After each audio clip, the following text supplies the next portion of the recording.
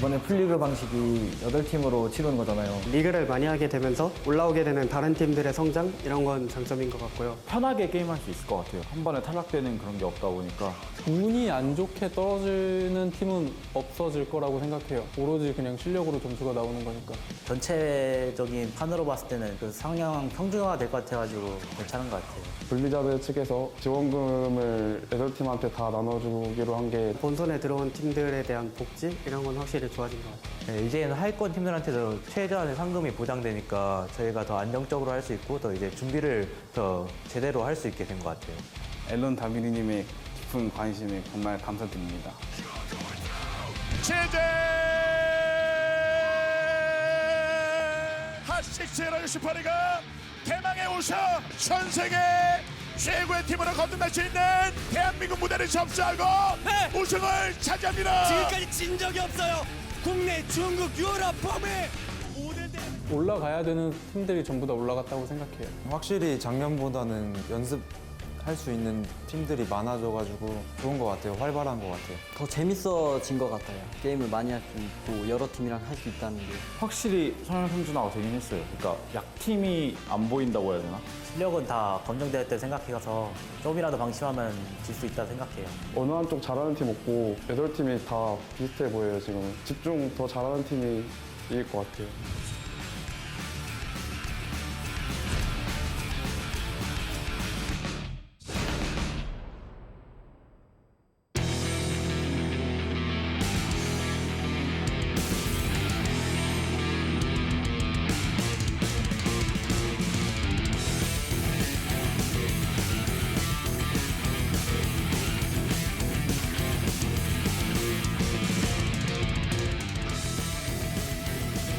Welcome to another day of HGC Korea. Here is our third and final day of the weekend, and I'm Wolf. With me is G-Clep. Today's matches definitely should be exciting and interesting, but definitely not our most hype list we've had this week. But still, there's going to be, I think, perhaps our closest matches of the weekend tonight. As you can see, if you saw day 1 and 2, these teams may not be the highest team in the rankings right now, as you will see in the standings very soon. But still, I think this day, after today, it may decide who's going to be in the middle or who's going to drop down to the lower teams. And maybe some teams, well, we still have lots of more games and days and weeks waiting. But still, this can be a start of which we can see which teams are going to be the lowest 2 or 3, who's going to be in the middle, maybe who have some chances to go back up to the first and even second. Yeah, of course. And the big question for everybody, the second match with L5 and Raven, will L5 drop a map in this tournament? Will they ever lose I don't a know. single game? I don't know about that. I don't think it's going to be tonight, but Raven has got that tough match. And in the round robin format like we have here, like I said, every point matters, so to make sure that they are on the top no matter what, they want to win it with the highest score possible. And for Raven, any win you take over L5, assuming, let's say L5 goes through the entire round robin undefeated, any win you take over them is super valuable because it's a win you took that many other teams did not. So it's important that Raven tries to get as many wins as possible here if they lose the series. I mean, every single person is predicting a 3-0 on the side of L5, but this is an opportunity for Raven to prove themselves as a team that can take maps off of the greatest team in the world currently. And also playing against the greatest team, I think they can learn a lot. I know they may try to scrim against them, but they may refuse all at the same time. So maybe through the match, and this is only their second match, I believe, so they still have 6 more matches coming up, so they can learn a lot from the best team and how they macro, how they draft. I think a lot of the game, of course, we cannot say it is decided from the draft, but it really comes from the draft, and especially how they draft depends on which battleground they take. There's a lot of correlation between the teams that have the best macro play drafting towards that, and also the teams that are winning usually are also winning the draft. And first pick is super powerful, which leads you down this interesting path as well, because the losing team will almost always take first pick. So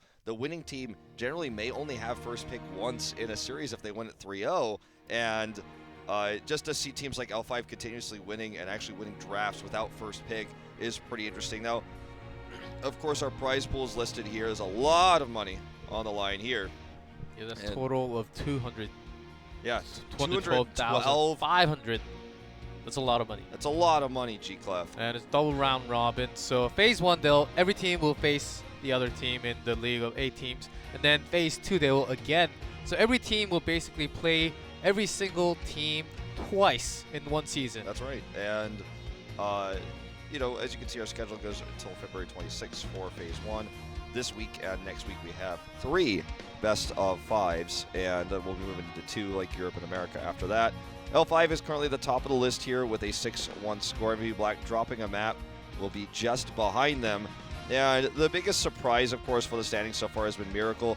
0-1, losing that match to Mighty, leaving them at a 2-3 score with a negative indicator of -1.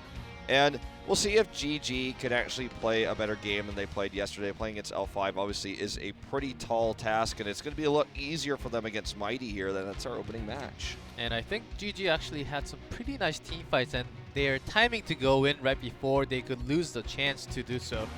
They really had their game going on, but it was just their opponent was really strong, so they had some troubles in there. But against Mighty still looks pretty strong. But all of these first match, of course, these 10 players are very experienced, very old Korean Heroes players. So you never know what's gonna come up. My matches for the night are definitely the first one and the third one. Miracle versus Supreme Mixtape should be a good one. Supreme Mixtape playing in the opening match against L5, showing some strength. I feel like for the matches we've seen so far, Supreme Mixtape did look the strongest against L5, which is kind of an indicator when you look at comparatively against the other teams as to where they stand in relation to Good Game and Raven, what we've seen from Raven. So these are the teams that people are less familiar with, right? And Supreme Mixtape, with their fairly strong showing against L5, I do feel they could absolutely take maps off of Miracle. Miracle as well, surprisingly weak showing against Mighty on Friday. So there's a lot in these 3 matches that we're going to see. Again, this is not the match list you'll get and get insanely hyped to go, oh my god, this is the best matches ever, but I think that the first and the third matches could be a little bit closer. Yeah, I agree. I'm actually really hyped for match number 3, because Miracle actually will have a chance to go up against Supreme Mixtape. They need to win. Like, the loss against the Mighty was pretty upsetting, like crazy movie. We saw his face. It looks like we're going to take a look into our first team already. They're all here, all ready to go. That's right, Mighty did lose yesterday. Pretty one-sided series, but they're back here today. They beat Miracle, and they're the favorites against Good Game as well. Joker's prioritization on ETC is something to look out for in the draft, and SDE has also been, with their drafting, prioritizing highly Tychus. So Tychus and ETC really the key heroes, I'd say, going into the draft for this one. And Joker is just such a great ETC player, and his play on Tyrael when they went for the all-in composition there with the Tyrael, Tassadar, Vala Sanctification play was actually quite good. His peeling and also his ability to slow rotations was really, really nice, and he's definitely the key player, if you will. I do agree on that. Joker on ETC first day and second day, he was really good, and I'm expecting him to play ETC again, and also not just Joker, Nasang and Sans, they're also playing so well. And SDE as a gray main, he was going all in yesterday. Of course, it did not work in perfectly, but we saw some pretty good positioning of the damage. So we'll expect to see him again on Assassin today. Yeah, would say so. Their opponents, Good Game, had a rough day yesterday. They find themselves at 0-3 in the rankings. And this is the return of Jaehyun. We talked about it before. A really strong player in the past, a OGN champion, the only champion on this team. The shot of Wu Jae here on the screen, who is their specialist player. Also brought out the Nazebo yesterday and attempting to win the Immortal races. They did, but they lost the game as they weren't able to follow up after the Immortal fights. That match was pretty cool. Like, that match basically showed, and some previous Korean matches also did. Winning the Immortal did not win the game for you. Like, usually it does. Usually it does pressure the lanes and get you higher in level. But these games in Korea, they make you taunted by that small HP of Immortal and then make you come in. You get greedy, and that's when you make mistakes, and everything just changed right there. Yeah, we saw that yesterday quite a few times. I hope we don't see any more of that in this league, to be honest, as this is the highest level play in the world, but when you see moves like that, it makes you wonder some of the weaker teams definitely have a lot of work to do in terms of there's no right word for this. I don't want to say in terms of not making silly mistakes. You have to keep their patience. The composure, yeah, the composure that we saw from some of the teams yesterday, Raven in particular, going back to that Battlefield Fraternity game, there was something to be desired there. Jaehyun, the key player, as we talked about, the only champion on this team, and he's seen many teams. He's actually gone through a few role swaps. He's back in the Malfurion meta, as you talked about yesterday. As you know, Malfurion is the highest picked and banned hero in this tournament. It's a pretty good time to be Jaehyun, pretty good time to be a Malfurion main. That's right, and Malfurion, looking at him playing Malfurion, I think he was way too defensive in a way. He was staying in the back line, which was very good and safe, but it's a different meta now. He has to be aggressive. He has to come in to just blow out that silence with Twilight Dream. I think he has to close out that meta and maybe come back for the new meta. Well, Mighty bans out Spider Queen, and Good Game decided to ban Braxis. Pretty common bans here. This does leave Warhead Junction available, but it's very unlikely we'll see it. We haven't yet seen it in this tournament. First pick did go to Mighty. Probably won the coin toss, and Good Game will pick Cursed Hollow for the first map. And Cursed Hollows, we've seen Cursed Hollow as the first map, I think about 3-4 times now already. Korean teams are really favoring this map as the first map. They want to see that macro, and drafting, of course, will be heavily macro, but we actually had a map yesterday. I believe it was Cursed Hollow where the Grey Main all-in comp. There was no macro player at all. Yeah, this is, well, that was also partially due to the Falstad ban, I believe, in that particular draft. This is a weak map choice, I feel, by Good Game, because they don't have first pick, and they're going to likely just simply lose the Falstad. If they ban the Falstad here, I'll like the map pick choice, but if they don't, then Mighty will have Falstad, and then why are you picking Cursed Hollow into a team that you're going to give it to? They're not going to take it, though. They're going to take Ragnaros instead, which we've seen the priority for that by Sands, that and Zarya a lot in this tournament from Mighty. And GG has a lot of choices here. They can either get Falstad, either Malfurion if they choose to. They can choose a lot of global heroes, and it is a little bit surprising that Mighty actually went for Ragnaros since when there were so many other options open. Ragnaros is indeed still very strong, especially with that Molten Core. Just popping that damage out from far away, it helps your team so much. Well, this gives Falstad a Good Game, and in my opinion, I think Good Game is out-drafting Mighty at this moment in time. Mighty's got a plan here. I think going into the Vala pick is very strong, but you know, we've been seeing SDE actually committing a little bit more to Tychus in this tournament. Tychus and Li Ming prioritizing that over the Vala in most of their drafts so far. So they might actually just simply not be wanting to run the Vala. Vala and Ariel, the combo we've seen so much in the past, especially in Winter, was the, you know, Winter 2016 was the combo you'd see a lot in this rotation when available like this. But without Tastar, it seems like they're hesitating on it. I think they're definitely looking towards their range damage here, and they're going to take Varian Rhaegar.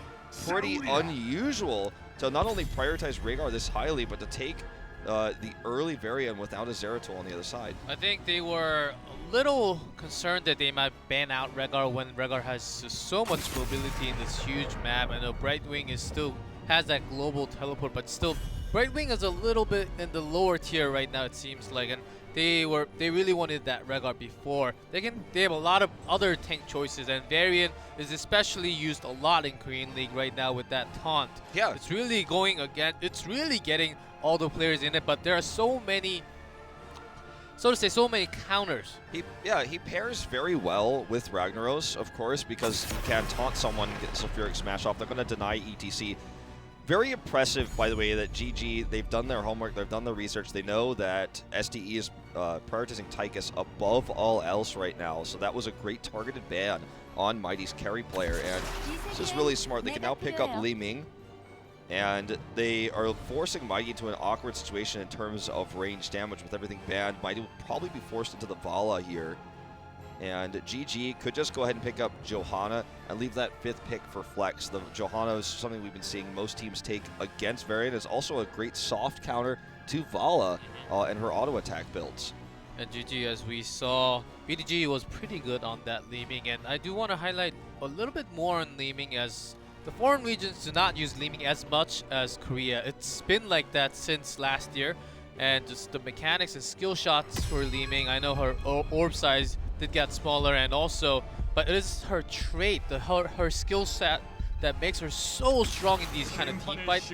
She gets, I know Calamity, she can't do wave clear as strong as before, but still, having that reset during teamfight, it just kept getting 1 kill, just makes another one, and then just follow up as a team wipe. And Korean teams like high on mechanically. Yeah. They really like Leeming. BGG is a great Leeming player. It's always been his go-to hero, the same way SDE likes Tychus. The dominance is so powerful when you have Calamity as well. You get those kills, you get the resets, you get your health back up, you can continue to fight as long as you have enough mana. Leeming's unstoppable. Now, I like this draft for GG, especially with Leeming's poking potential to deny tributes. I loved it until the Tyrael pick. The Tyrael pick here doesn't synergize with anything just yet, and they may simply just pull a Thrall in as their 5th pick and gain some value with Tyrael in that way. But we'll have to wait and see what the Tyrael pick is for, because right now it seems unclear. As Mighty now has to pick a range damage dealer here. I'm gonna go Greymane Abathur. Did not expect this one. This also denies, the potential Greymane pickup we might have seen on GG, but pretty rare. And the first after pick in HGC Korea at day 3 might really has some concept. Like, they brought some Greymane comp yesterday. This is a different Greymane comp. They went all in with Greymane comp. If you didn't see yesterday, it was Tyrael, Zarya, Tassadar, Rehgar, and Greymane. Basically, Greymane was the only DPS on that team. It did not work against L5, but they have, like you said, they did their homework, and still Greymane does come out. I'm sure SDE is going to play pretty good Greymane as expected, but this draft actually looks a little better compared to yesterday. There was a small chance Greymane would pick up from GG with Tyrael, but that would leave them with 3 carries. And yep, they're just going to take a more standard melee here in the Muradin. I didn't expect them to take the Thrall, but if they did, I would have liked the Tyrael pick more. I liked everything GG did until the Tyrael choice. I just don't really feel like it's that strong against anything Mighty is doing, or that strong with what they have. Exactly. But we're going to go into game number 1 here, guys, as this draft is set and ready to go. Tell your friends to tune in. HGC Korea is live here Sunday night. Mighty versus Good Game on Cursed Hollow, starting now.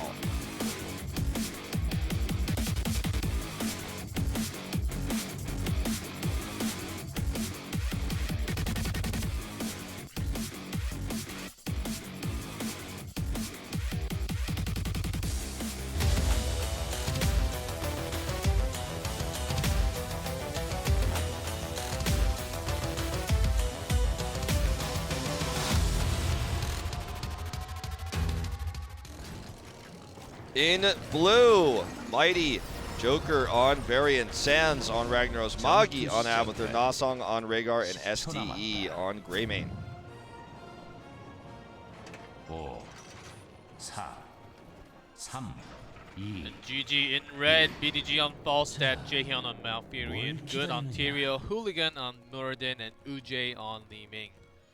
It's actually BDG on Falstad and Uj on Leeming this time. Yeah. They just swapped it. And Uj had some trouble getting caught with Falstad, of course, yesterday, as we saw.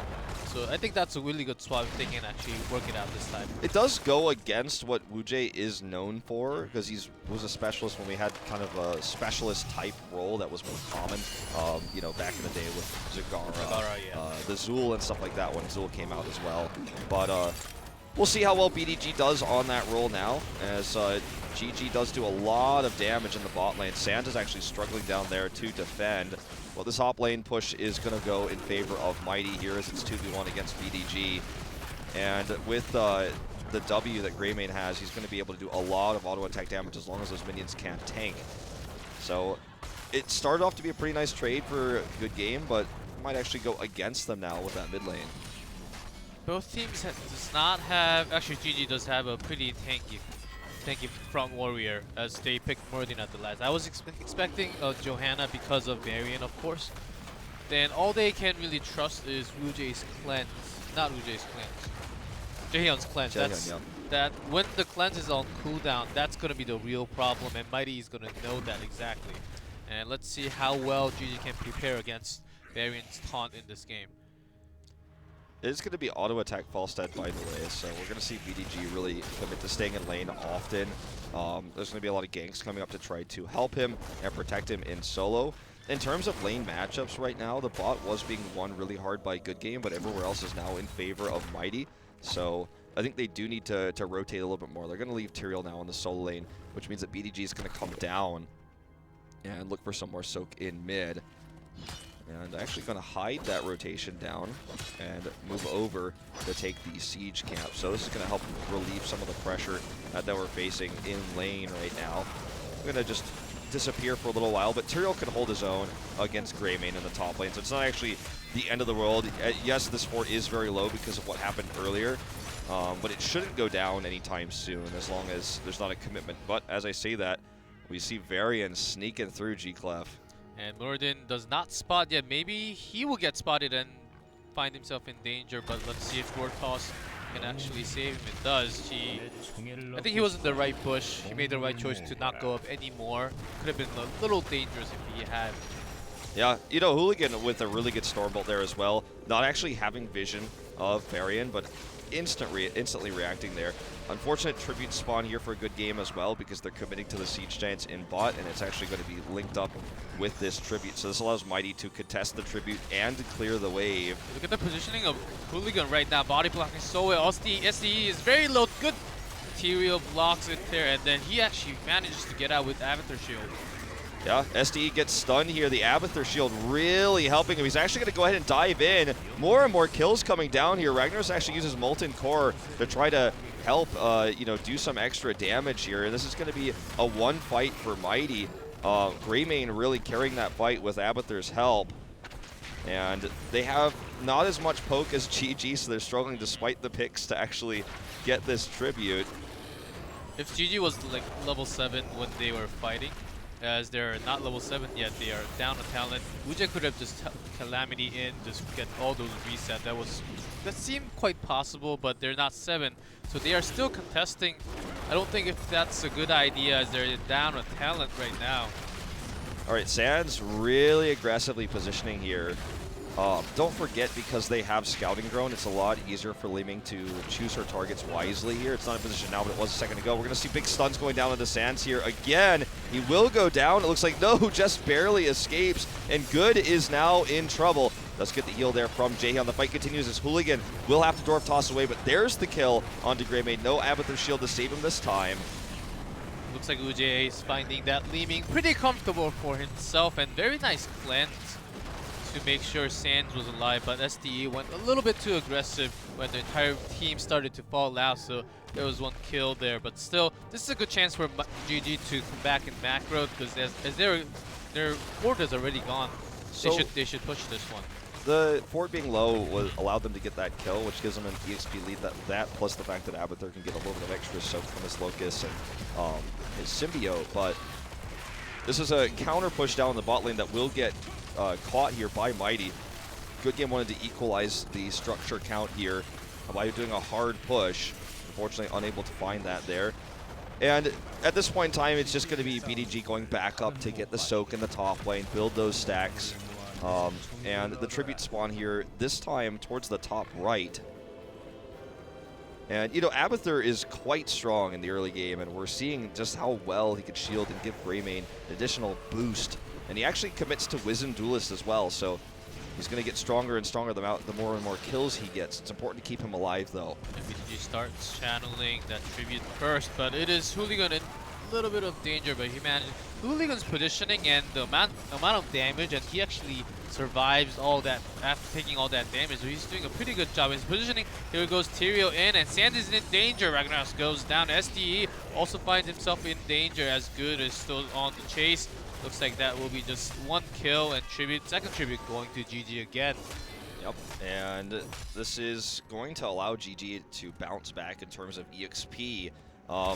Let's see what they try to do to gain the tribute. There's a bit of a timing here on this map right before 10 where you could actually try to sneak a boss if you have vision control.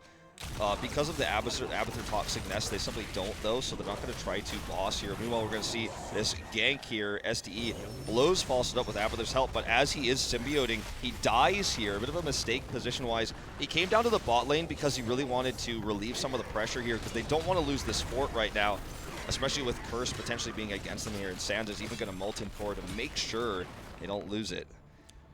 Well, they really have to let that pressure go because one more tribute, and this time it actually goes towards a little bit favor for Mighty's side, and luckily it was Abathur's so they're not gonna have the worst time, and looks like GG is gonna contest for it for sure.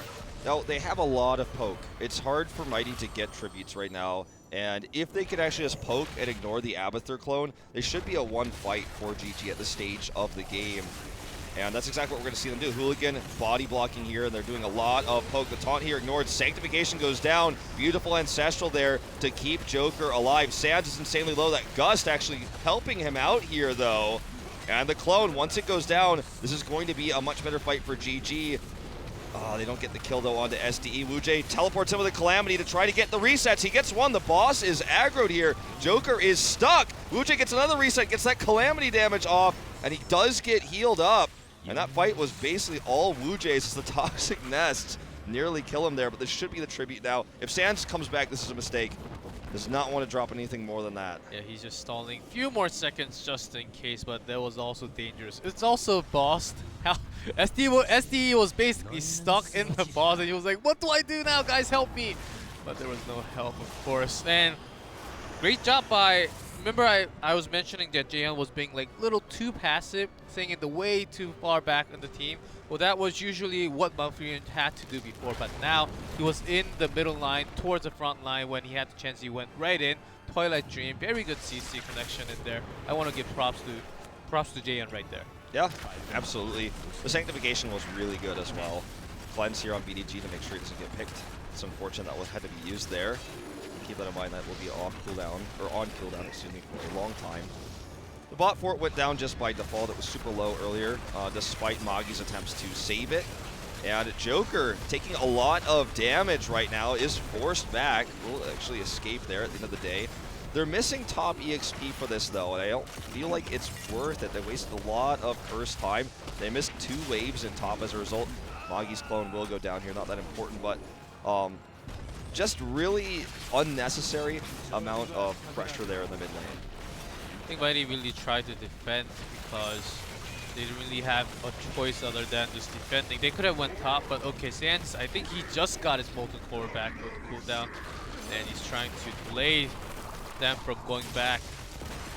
But that's basically all he can do. He just tried to defend the fort, and GG is on top of things, and they got the experience lead now. Yeah, just slightly, because again of the missed waves in the top during the curse. Abathur gives that extra soak, so they could have done a lot more. The bot keep was gonna, or the bot fort was gonna go down almost no matter what anyways. They didn't get mid, they got only a wall, and top, they just lost EXP, didn't get that fort either. They're gonna, you know, get this boss now. Mighty is no invade here by GG, no attempt to deny this. This rotation is insanely slow. They're gonna try to fake it, deny, but Joker calls them out on the bluff, and they are going to get the boss, and now GG needs to get out of here. There was no way. Ujay was way too far away, and Falstad still being on the time. And Falstad, of course, can fly over, but their positioning was a little too far away from the boss, and I think that was a very smart and fast decision by Mighty to take the boss right just like that. Yeah, and GG just really slow to respond. They did try the bluff deny where they come in, it's like, oh, all 5 of us are coming, you don't have vision.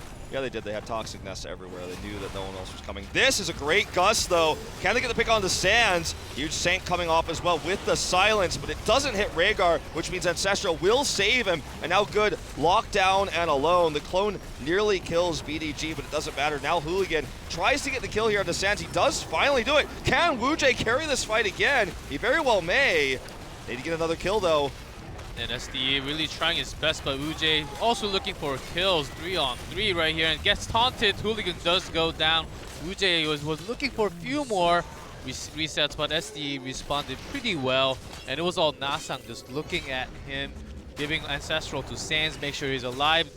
make sure the Leeming does not get reset so that power did not come out too much here.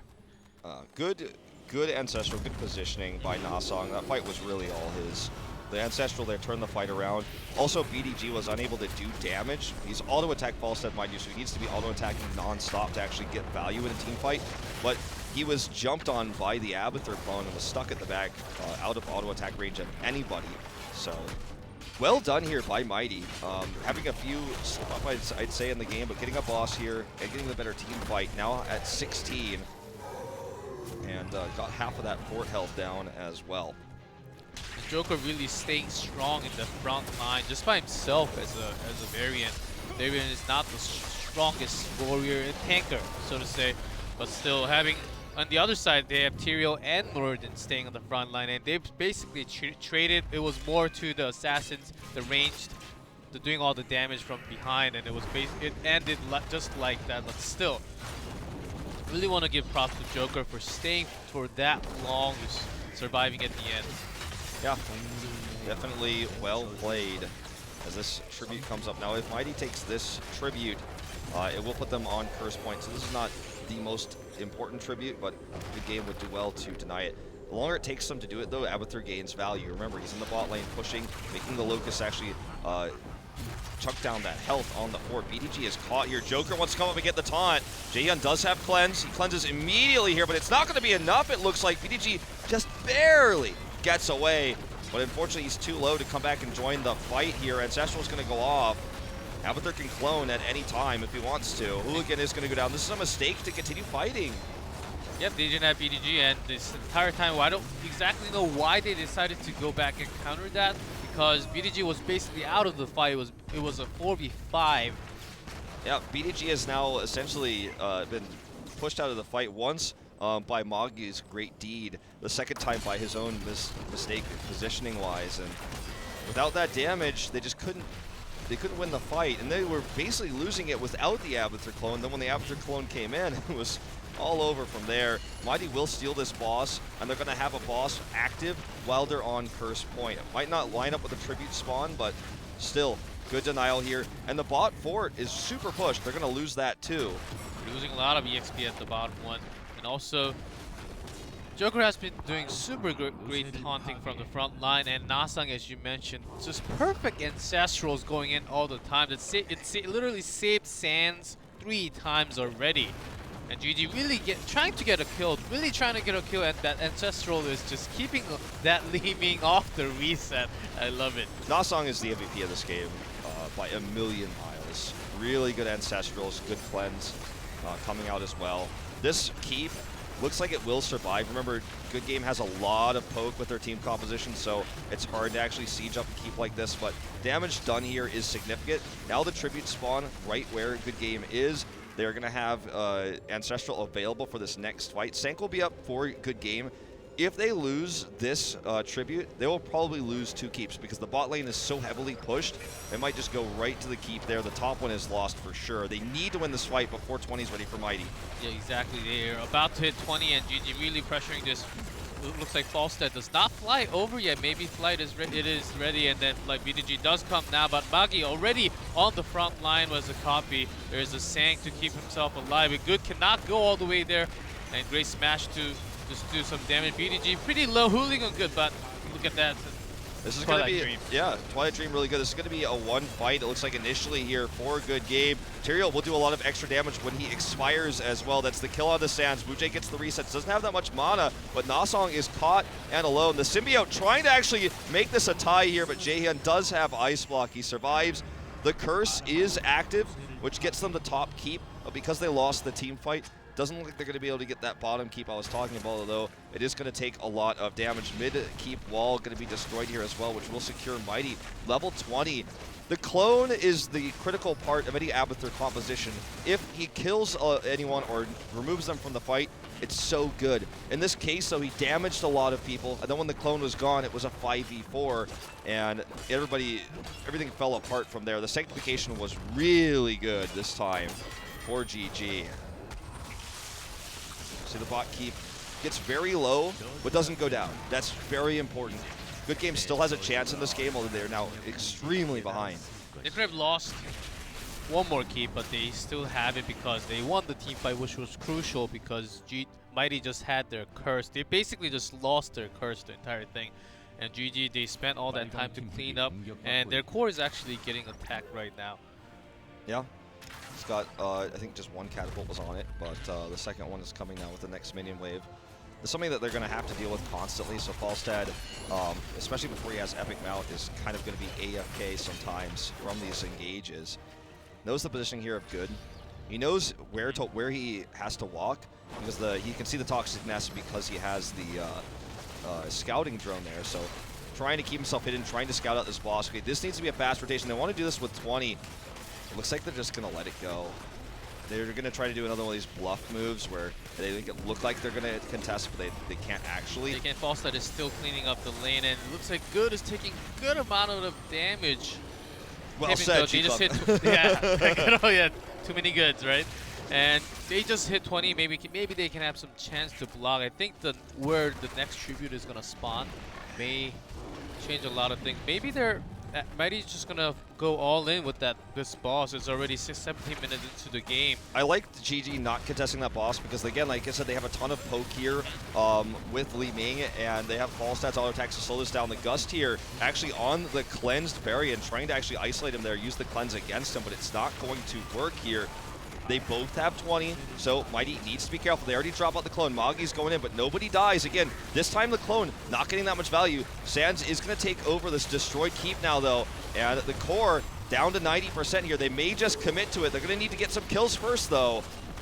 Looks like they can't really find the kill. They have Molten Core, they had the boss, and they had the clone. This is insane. Sync pretty well dropped, and all the teams staying on that Sync, but Good will be the first one to go down. SDE was going all in. He was a little too aggressive there, but the core does go down. First game go to Mighty.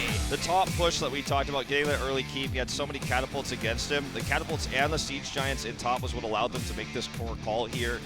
And honestly, I feel like this was not a perfect game by Mighty by any means, but good game, played well.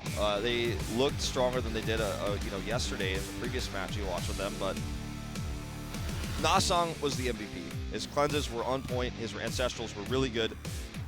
He turned several team fights with his ancestrals alone, and also Moggy kind of continues to be the star for Mighty here. His usage of the clones were really good, and he basically won several team fights by knocking BDG out of the picture. And those were pretty good clones, and at the right time, basically at the end, they had the Molten Core, boss, clone. GG was losing it at the end. There had so many things to take care of at the same time, and Core was going down, and it was literally just insane, and they ended up losing. But you said Nasang was the MVP. I want to give my MVP to Joker. He's been staying in that front line really consistently. He has been that strong frontline warrior for the team. He definitely did have some really good taunts, and his positioning was always correct because that's what allows him to have those. He got some good slows as well. It's hard